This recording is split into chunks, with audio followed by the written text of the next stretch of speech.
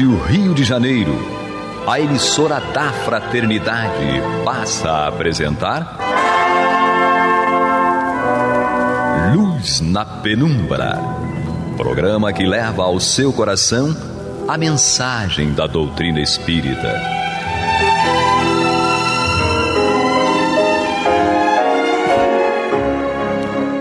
E com vocês, André Afonso Monteiro, para o estudo do livro A Gênese, da obra codificada por Allan Kardec.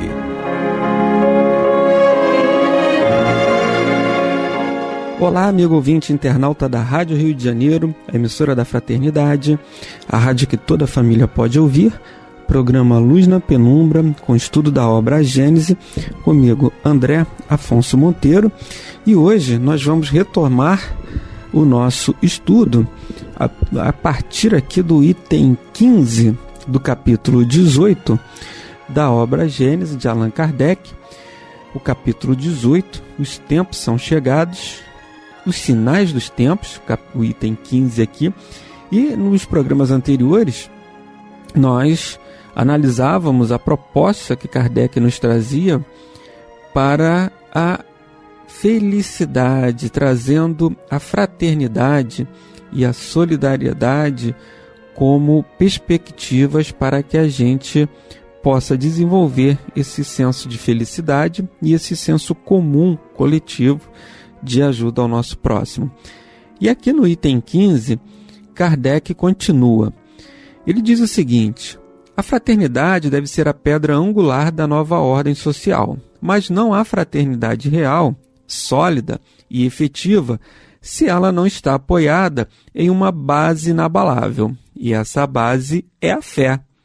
Não há fé em tais ou quais dogmas particulares que mudam com o tempo e os povos e que se apedrejam mutuamente, uma vez que, se amaldiçoando, elas alimentam o antagonismo, mas a fé nos princípios fundamentais que todo mundo pode aceitar: Deus, a alma, o futuro, o progresso individual indefinido e a perpetuidade das relações entre os seres. Quando todos os homens estiverem convencidos de que Deus é o mesmo para todos, de que esse Deus, soberanamente justo e bom, não pode querer nada de injusto, que o mal vem dos homens e não dele, eles se olharão como os filhos de um mesmo Pai, estenderão as mãos uns aos outros.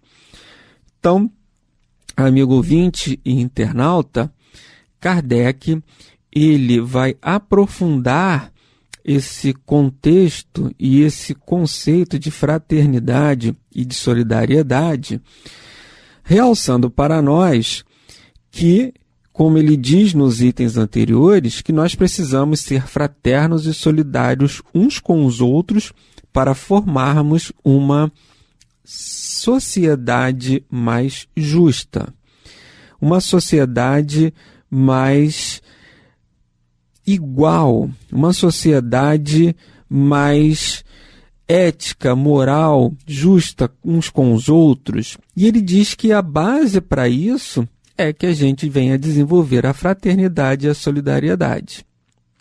E ele aprofunda que essa fraternidade e essa solidariedade, elas devem ser calçadas sob a perspectiva da fé.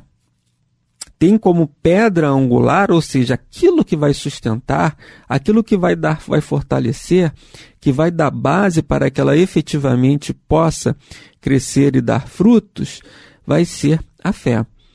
Vai ser ali aquela fundação, né? A fundação, igual quando nós construímos uma casa. Para que essa casa tenha sustentação, para que essa casa possa ser segura, nós temos que fazer ali a fundação, né? A gente vai cavar ali o terreno, vai fazer aquelas valas, vai encher aquelas valas de concreto, um concreto forte, com ferro, com armação, pedra, areia, cimento, os vergalhões para dar sustentação ali àquele concreto. E depois que é feita essa base, essa fundação, você começa a assentar ali os tijolos. Vai assentando tijolo por tijolo e vai, digamos assim, construindo a casa de uma forma sólida. Quanto mais forte, quanto mais, digamos assim, forte realmente, né, a palavra, for essa fundação, mais alta você vai poder construir a sua casa. Então você vai fazer aquela fundação ali já pensando aquela que seja de acordo com a construção que você pretende fazer. Então, se você faz uma fundação, constrói aquilo ali de uma forma inadequada, você corre o risco de ter que a sua casa venha desabar, que aquela construção ali não fique firme e ela possa desabar. Porque a fundação que você fez, ela não foi em acordo com o tamanho, com a perspectiva da casa que você pretendia. E isso pode trazer um risco. Então, Kardec diz que você tem que ter a fé. Mas que fé? Uma fé frágil, uma fé vacilante? Nós observamos, se eu construir a casa com aquela fundação e ela não for bem forte, bem firme, a casa pode cair. Da mesma forma, quando nós formos desenvolver essa fraternidade e essa solidariedade, ela só vai se desenvolver efetivamente de uma forma real, convicta, se nós tivermos essa fé inabalável. E aí vejam que Kardec ele vai dando aqui os segredos para nós, vai dando essa receita de felicidade através da solidariedade e da fraternidade. E aí ele diz que essa solidariedade e essa fraternidade são calçadas sobre uma fé, mas numa fé inabalável. É o termo que ele usa. De uma base inabalável. E essa base é a fé. Mas não uma fé baseada em crenças, em superstições, em dogmas. Não esse tipo de fé.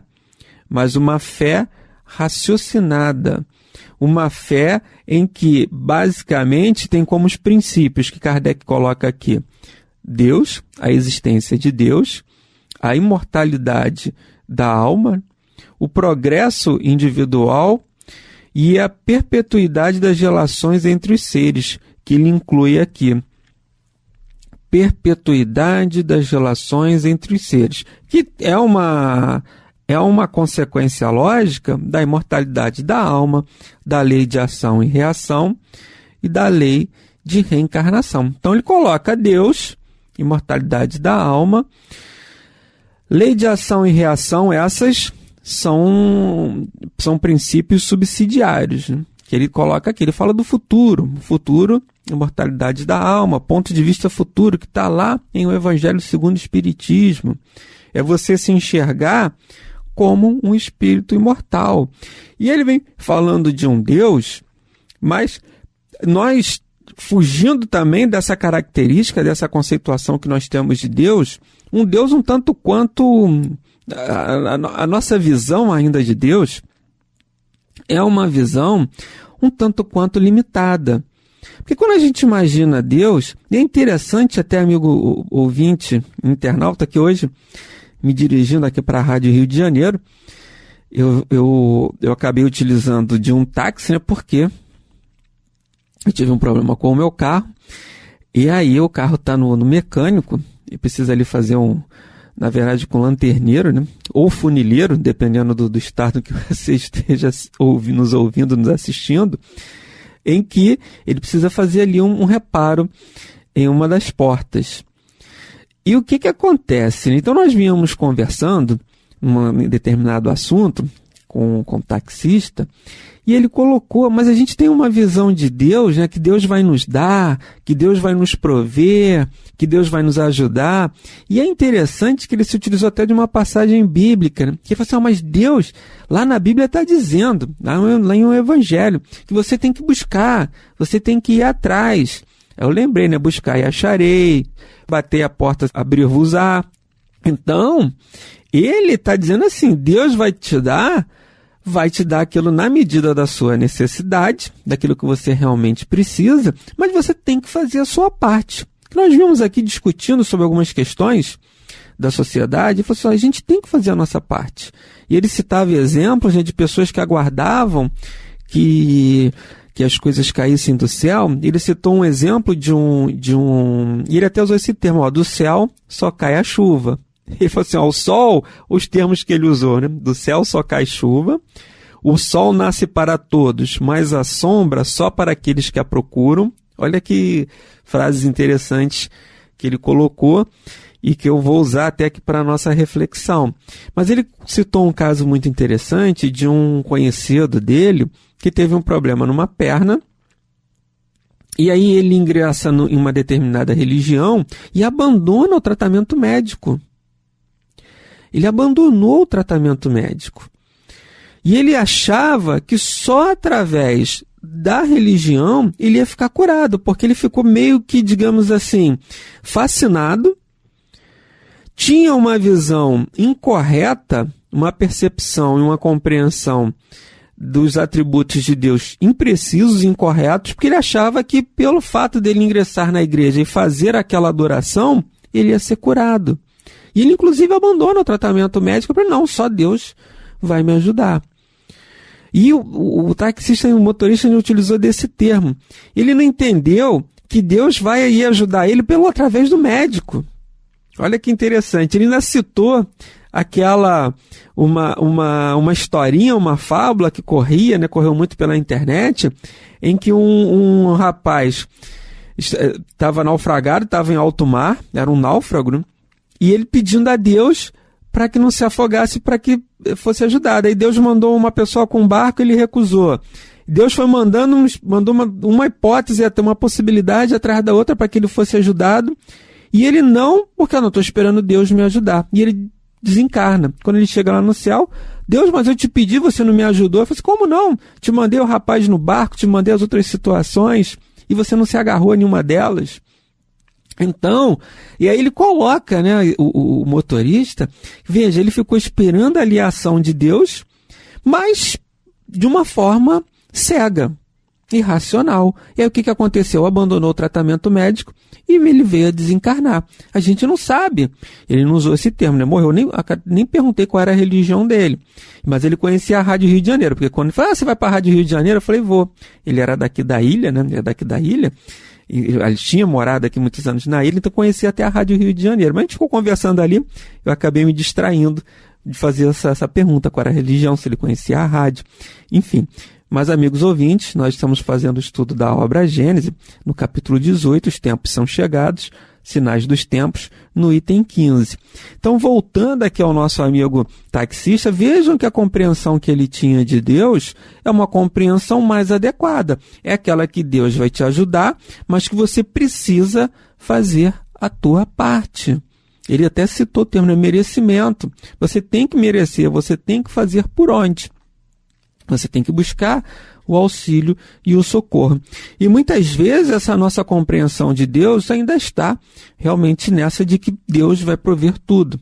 Eu lembro também de uma amiga minha psicóloga, ela já até desencarnou, ela se dirigiu até uma instituição, uma associação de uma obra social, não era uma obra social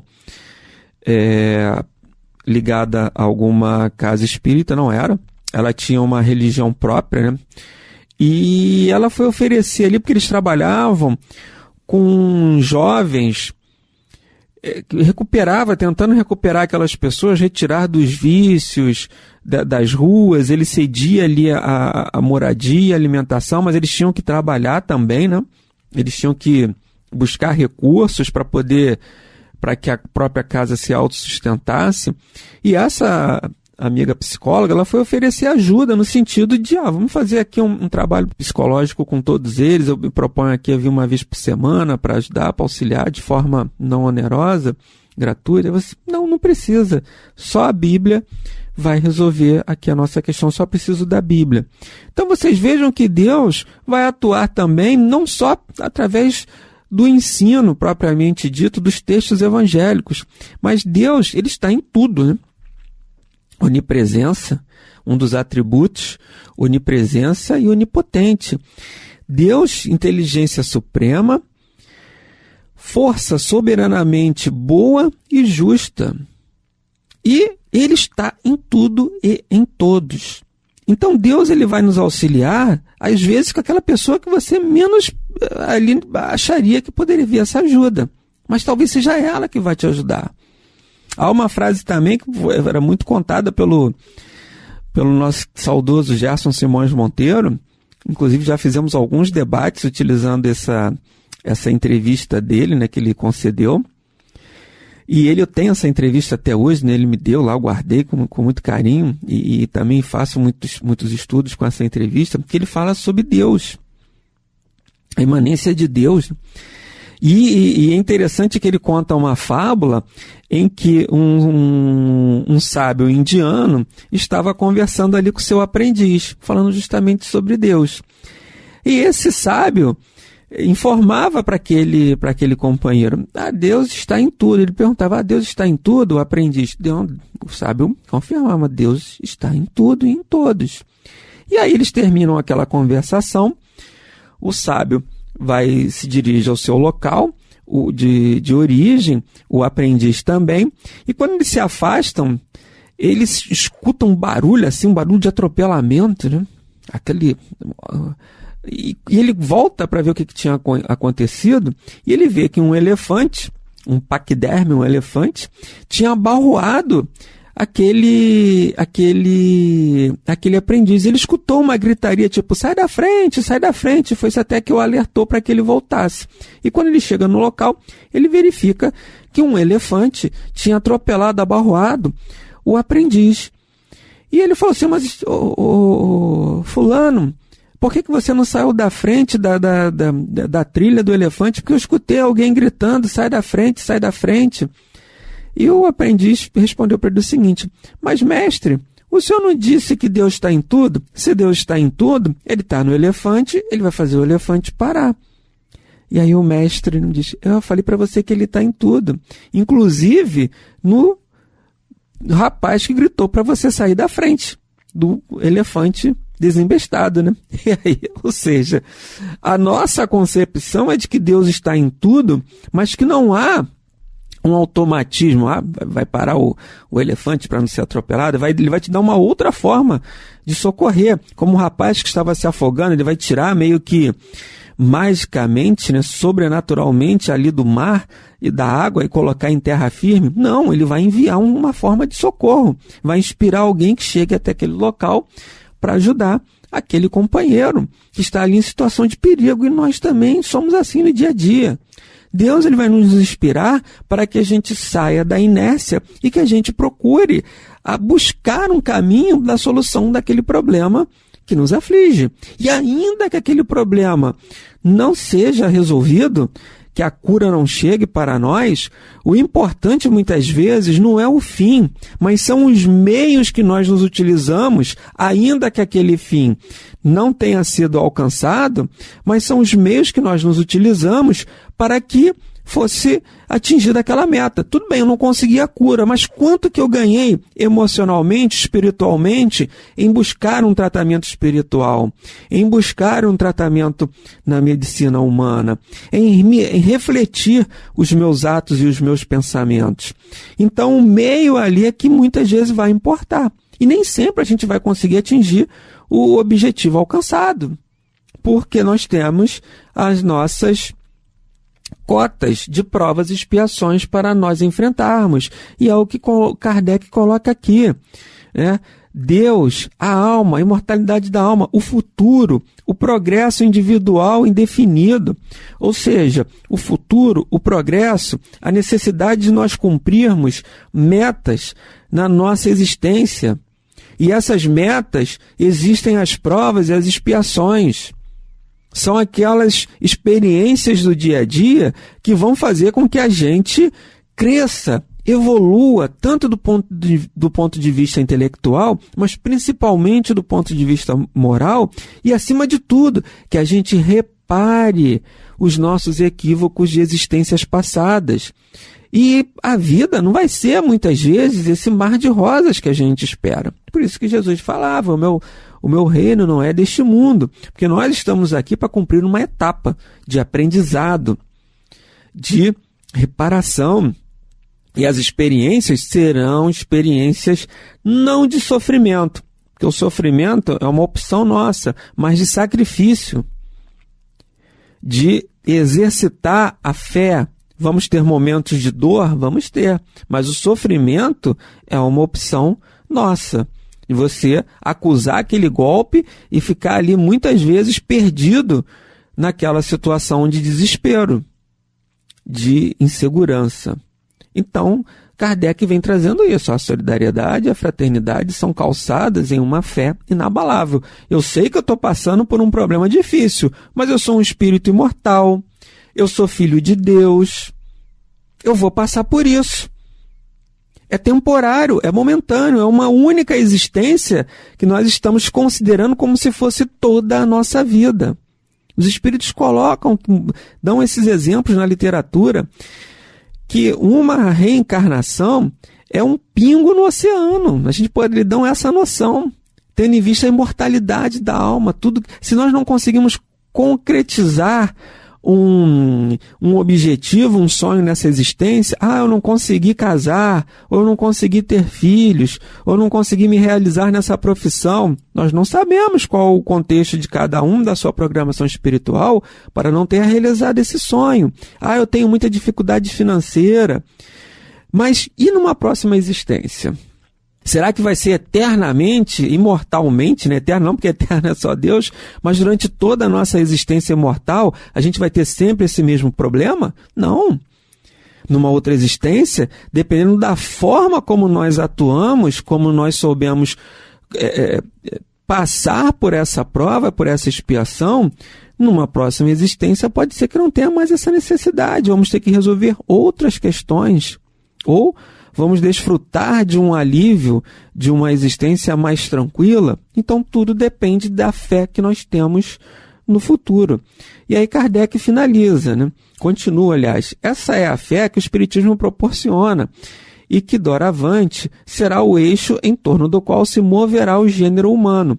Quaisquer que sejam o seu modo de adoração e as suas crenças particulares, que o Espiritismo respeita, mas dos quais não pode se ocupar. Somente a fé inabalável, né? Não essa fé cega.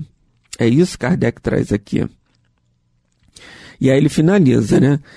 Como um tal pensamento, onde estão realmente os direitos e os deveres? Qual é o objetivo do progresso?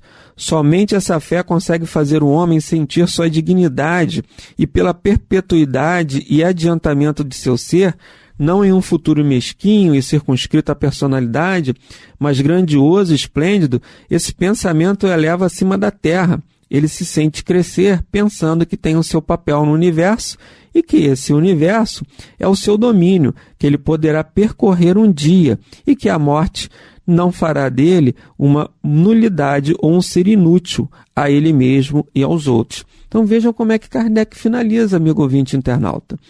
Ele vai dizer que esse pensamento, essa fé no futuro, a imortalidade da alma, e com essa progressão individual de cada um e ao mesmo ponto coletiva, ele vai falar o seguinte, tínhamos até aquela brincadeira, né? O céu é o limite. Na verdade não tem limite.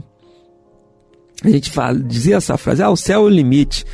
Era para dizer que a gente não tem limite nenhum, mas não quer dizer. O universo é o nosso limite e o universo não é limitado, ele é ilimitado. Então veja o que nós temos a percorrer a partir do momento que a gente começa a se desvencilhar das nossas dificuldades, das nossas rebeldias em relação às leis divinas. Mas, amigos ouvintes, nós estamos chegando ao final ao programa de hoje, que nós possamos refletir nessa compreensão, nessa visão, o que nós entendemos e como nós enxergamos a Deus e a ação de Deus em nossas vidas. Não esse Deus que vai atender a todo e a qualquer pedido nosso, mas um Deus que vai dar aquilo que efetivamente a gente precisa. Até a próxima semana, se Deus quiser, e muita paz em nossos corações. Você está ouvindo o programa Luz na Penumbra.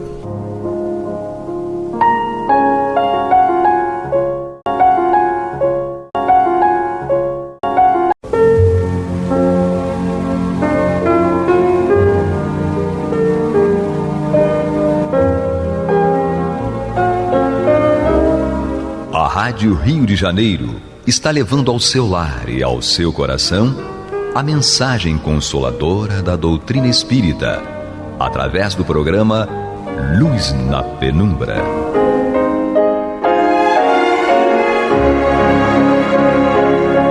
E agora com vocês, Nádia do Couto Vale, para comentar o céu e inferno ou a justiça divina segundo o Espiritismo, da obra codificada por Allan Kardec. Amados e amadas ouvintes e internautas, que a paz de Jesus permaneça conosco hoje e sempre. Continuamos o estudo desta obra, O Céu e o Inferno, ou a Justiça Divina segundo o Espiritismo.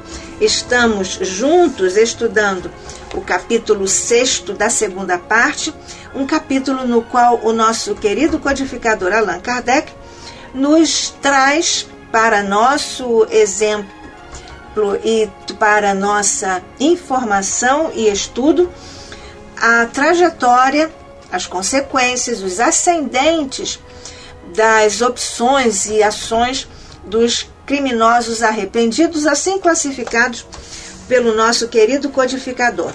Nós já falamos sobre o estudo que estamos desenvolvendo neste capítulo 6 da segunda parte, que é o espírito de Castelnaudary.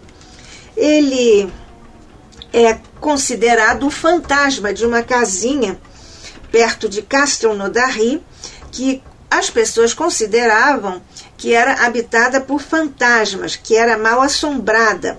Apesar de ter sido exorcizada em 1848, na verdade isso não resultou em coisa nenhuma para dar resultado favorável aos fantasmas, porque quando um dos proprietários resolveu entrar lá e até pretendia morar, ele recebeu uma bofetada e estava sozinho, então atribuiu isso a esse espírito. Nós já começamos a estudar essa questão das casas mal assombradas, já falamos sobre uma obra de Camille Flammarion, já falamos também, já começamos a estudar em O Livro dos Médiuns, no capítulo 9 da segunda parte, as questões relativas a esse fenômeno das casas mal assombradas e a respeito das crenças populares, se elas guardam um fundo de verdade e qual terá sido a origem da crença em lugares mal assombrados. É uma pergunta de Kardec aos espíritos, e eles respondem que o fundo de verdade está na manifestação dos espíritos, na qual o homem instintivamente acreditou desde todos os tempos. E assim, subsequentemente, nós já estudamos essa quinta pergunta, e nós agora vamos passar a estudar também aqui no item 132 de O Livro dos Médiuns, a pergunta 9. Pergunta Kardec: se não se devia considerar ou não se deve considerar absolutamente falsa a crença em lugares mal assombrados? Quer dizer, isso é verdade ou é falso? Os espíritos responderam a Kardec: dissemos que certos espíritos podem sentir-se atraídos por coisas materiais. Porém, sê-lo por determinados lugares onde parecem estabelecer domicílio, até que desapareçam as circunstâncias que os faziam buscar esses lugares. A subpergunta, a 9A. Que circunstâncias podem induzi-los a buscar tais lugares? Os espíritos considerados fantasmas. Os espíritos superiores respondem a Kardec: a simpatia por algumas das pessoas que os frequentam ou o desejo de com elas se comunicarem. Entretanto, nem sempre os animam intenções louváveis. Quando são espíritos maus, podem pretender vingar-se de pessoas de quem ganham ou guardam queixas. A permanência em determinado lugar também pode ser, para alguns, uma punição que lhes é infligida sobretudo se ali cometeram um crime, a fim de que o tenham constantemente diante dos olhos.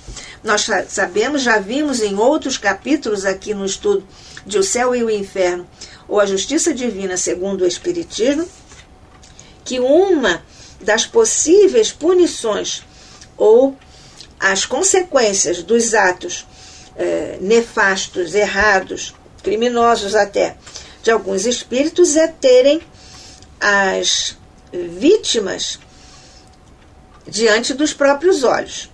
Então, os espíritos são maus e podem também querer vingar-se. E às vezes eles ficam ali porque pode ser uma punição que lhes é infligida. Terá sido este o caso do espírito de Castelnaudary? Preste atenção ao que nós estamos estudando aqui em O Livro dos Médiuns. A permanência em determinado lugar também pode ser para alguns uma punição que lhes é infligida, sobretudo se ali cometeram um crime, a fim de que o tenham constantemente diante dos olhos. É o caso porque a casinha de Castelnaudary era considerada habitada por fantasmas, mal assombrada, porque também corria na cidadezinha a, digamos, informação de que ali tinha sido cometido um crime. Então, vamos guardar Livro dos Médiuns, 132, pergunta 9A. Além dessa, a pergunta 10ª. Os lugares assombrados sempre o são por antigos habitantes deles? Outra questão que nós precisamos guardar para depois entendermos o caso do espírito de Castelnaudary. Os espíritos superiores responderam que os lugares assombrados sempre são assombrados por antigos habitantes. Sempre não. Às vezes, porquanto se o antigo habitante de um desses lugares é espírito elevado, não se preocupará com a sua habitação terrena, tampouco com o seu corpo. Os espíritos que assombram certos lugares muitas vezes não têm, para assim procederem, outro motivo que não simples capricho, a menos que para lá sejam atraídos pela simpatia que lhes inspirem determinadas pessoas. A 12ª pergunta está aqui também colocada como importante para o nosso estudo sobre o espírito de Castelnaudary. Será racional, indaga Kardec, será racional temerem-se os lugares assombrados pelos espíritos? As pessoas, de um modo geral, têm medo. Racional não é, respondem os espíritos. Será racional? Eles respondem não. Os espíritos que frequentam certos lugares, produzindo neles desordens, antes querem divertir-se à custa da credulidade e da poltronaria dos homens, do que lhes fazer mal. Então, muitas vezes os espíritos que estão num determinado lugar, para abusar da credulidade das pessoas e do medo que as pessoas têm, eles fazem determinadas coisas para divertirem-se.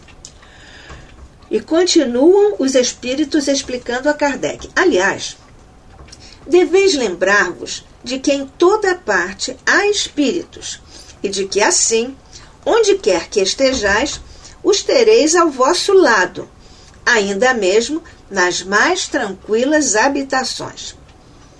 Quase sempre, eles só assombram certas casas, porque encontram ensejo de manifestarem sua presença nelas. Esse ensejo é, às vezes, devido ao fato de haver ali presente na casa ou no ambiente, qualquer que seja, no local, algum médium de efeitos físicos que esteja doando o ectoplasma para que esses espíritos, aqui muitos galofeiros que querem fazer brincadeiras debochando das pessoas crédulas e medrosas, eles precisam também, para realizar alguns efeitos, de alguém nas proximidades que doe ectoplasma.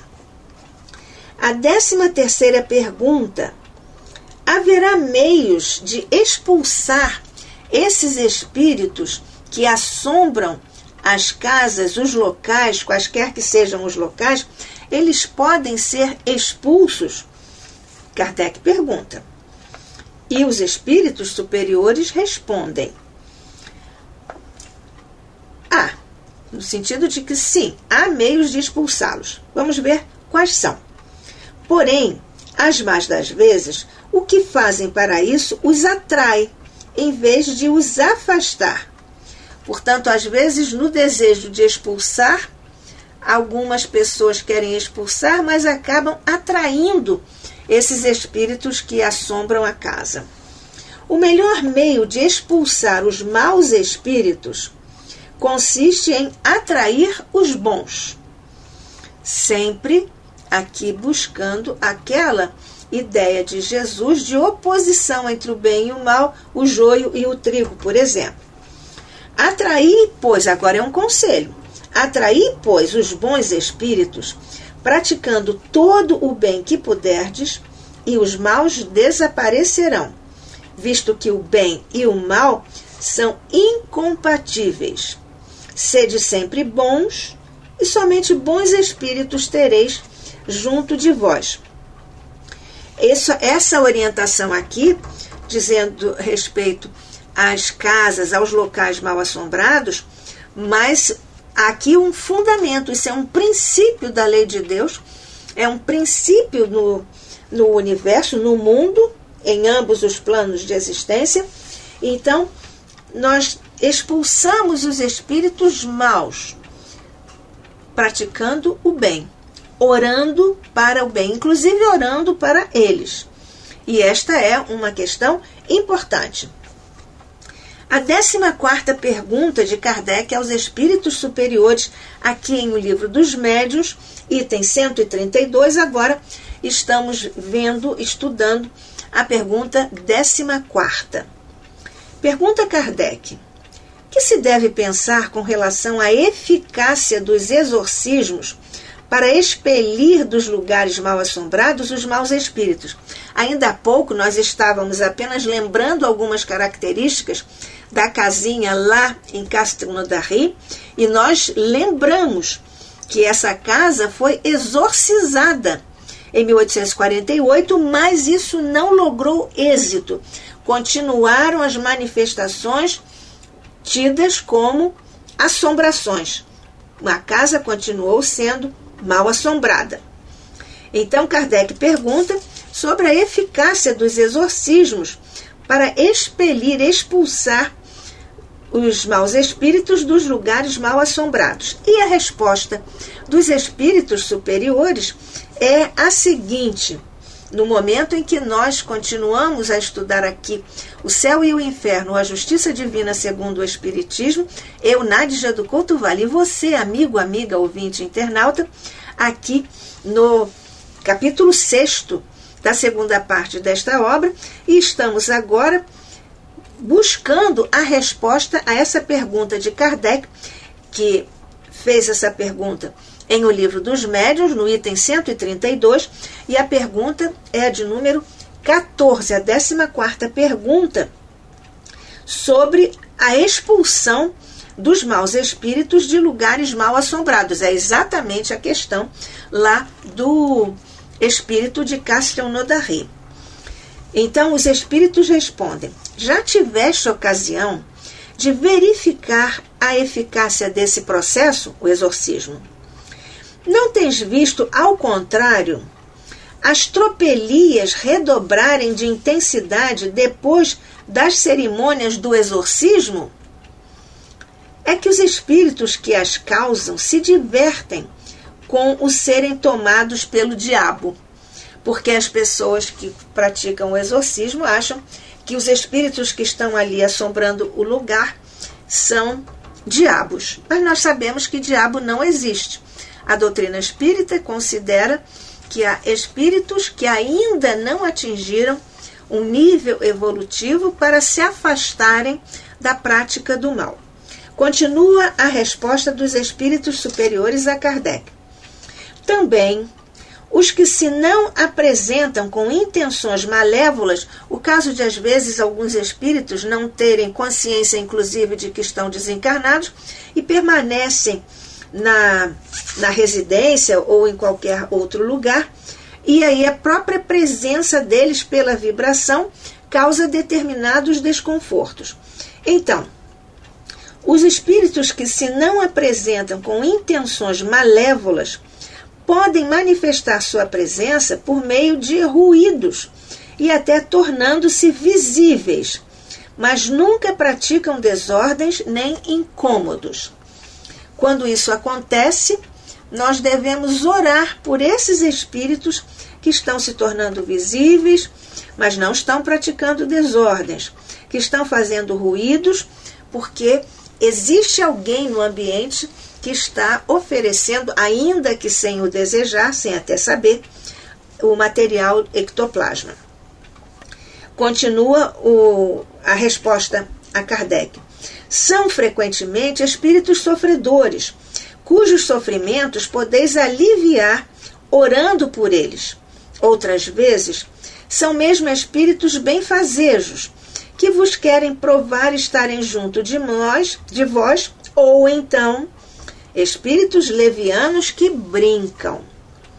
Como quase sempre os que perturbam o repouso são espíritos que se divertem, o que de melhor têm a fazer os que se veem perseguidos é rir do que lhes sucede, ou seja, não dar nenhuma importância e achar até engraçado aquilo que está acontecendo ali. Os perturbadores se cansam quando nós não damos atenção a eles e às suas confusões. Os perturbadores se cansam, verificando que não conseguem meter medo nem impacientar as pessoas que estão no lugar que eles estão, digamos assim, assombrando. Continuam os espíritos respondendo a Kardec. Resulta das explicações a esse respeito. Então, Kardec agora faz um apanhado geral.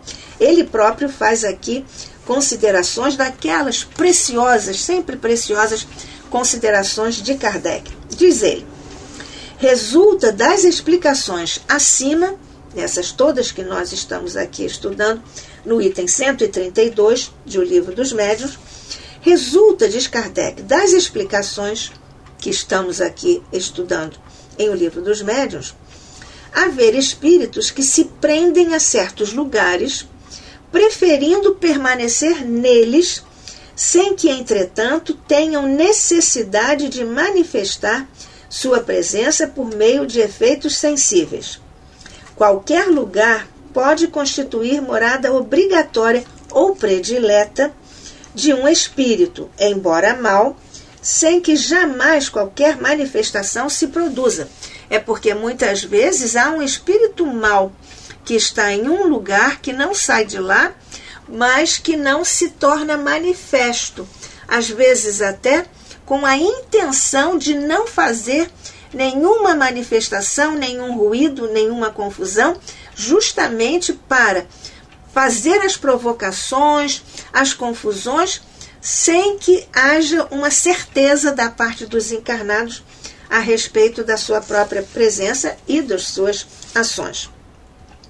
Os que se prendem, continua Kardec aqui, encerrando a resposta à pergunta, ao item 132 do Livro dos Espíritos, e na pergunta 14, com a qual Kardec encerra o capítulo 9 da segunda parte de O Livro dos Médiuns. Kardec diz então: os espíritos que se prendem a certas localidades ou a certas coisas materiais nunca são espíritos superiores.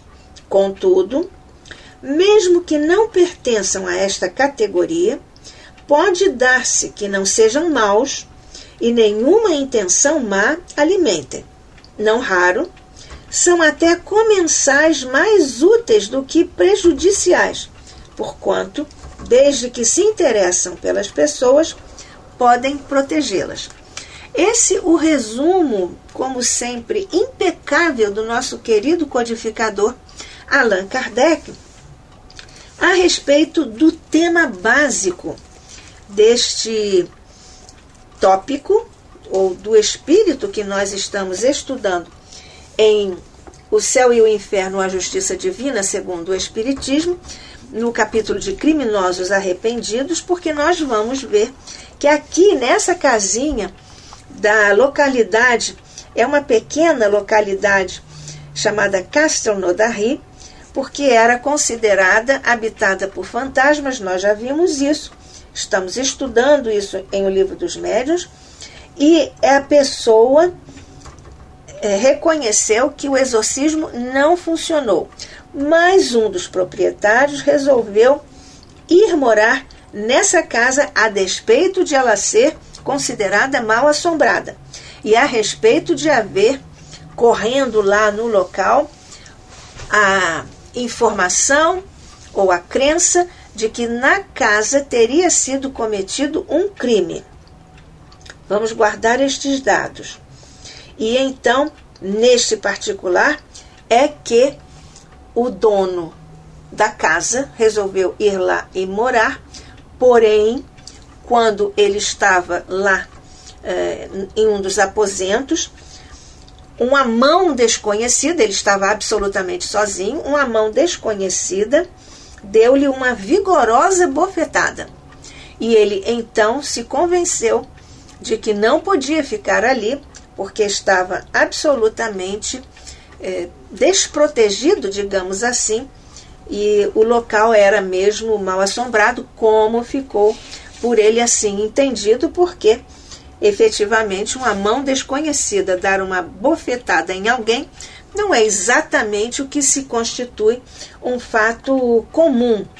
E é neste particular que nós vemos aqui essas situações sobre os espíritos que habitam esses lugares. É exatamente a questão do senhor D, que pretendendo habitá-la, faleceu repentinamente alguns anos depois.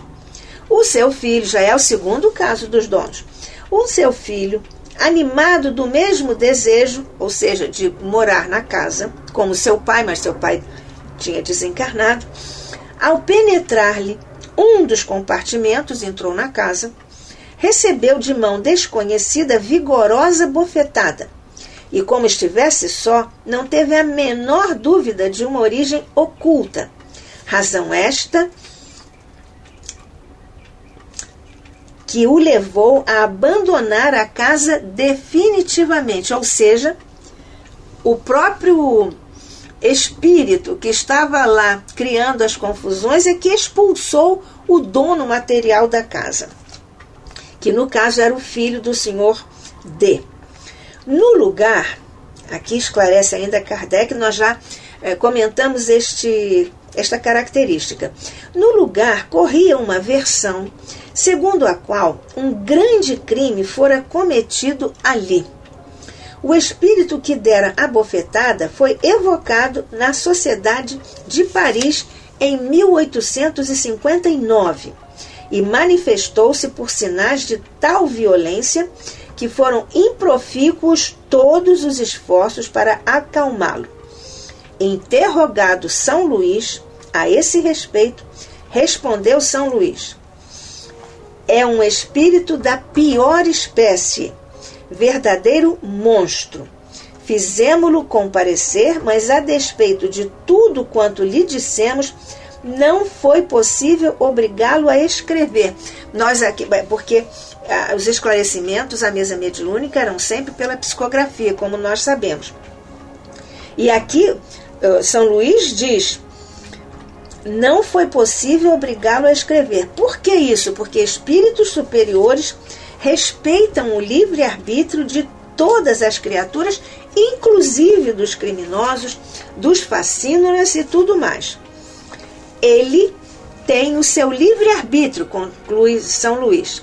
Ele tem o seu livre-arbítrio, do qual o infeliz tem feito triste uso. Essa é uma lição muito profunda que diz respeito muito de perto a todos nós, quando há situações de vibração, digamos, comprometida, complicada em nosso planeta, e esse é um estudo, portanto, da mais alta necessidade e validade para todos nós. Continuamos com ele em nosso próximo encontro, aqui pela Rádio Rio de Janeiro, a emissora da Fraternidade, no programa Luz na Penumbra. Eu, Nádija do Couto Vale, desejando a você uma linda noite de refazimento e proximidade com os amigos espirituais, e convidando para continuarmos o estudo em nosso próximo encontro.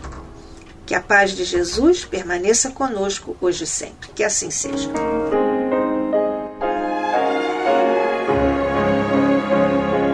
E vamos ouvir agora a prece de encerramento de nosso programa, na voz de Geraldo de Aquino.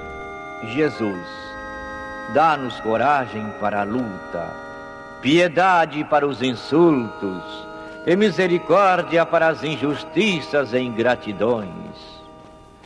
Limpa nossa alma de inveja e ambições mesquinhas, de ódio e de vingança o nosso caminho. E que dentro em pouco, ao recolher-nos de novo ao calor do nosso leito, para que o sono nos dê a paz e o esquecimento das tristezas humanas, possamos sentir, Senhor, no mais íntimo de nosso ser, a doçura indefinível do Teu amor e a grandeza incomparável da Tua divina presença. Que assim seja.